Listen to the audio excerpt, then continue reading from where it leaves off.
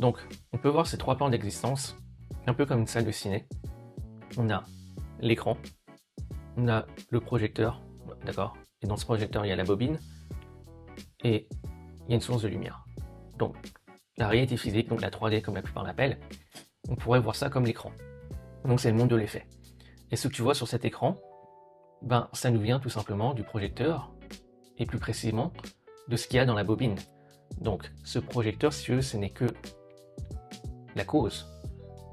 Donc la bobine, ce n'est que la cause, et ce que tu vois dans l'écran, ce n'est qu'un reflet. C'est pour ça qu'on dit que la réalité physique, la 3D, n'est que le monde de l'effet, car elle ne fait que refléter la cause, qui est le plan mental. Donc le plan mental, on pourrait le voir comme la bobine du projecteur, donc ici. Et donc si tu changes la bobine, ben, tu changes ce que tu vois sur l'écran. Et c'est pour ça que ce plan mental, c'est la cause. Et quand tu y penses, tout l'univers est mental. Chaque chose avec laquelle tu interagis, chaque chose que tu vois, chaque objet, même le téléphone que tu utilises maintenant pour voir cette vidéo, ou l'ordi, ben, il existait d'abord dans le mental d'une personne. Peut-être d'une personne qui bossait chez Apple, Google, peu importe.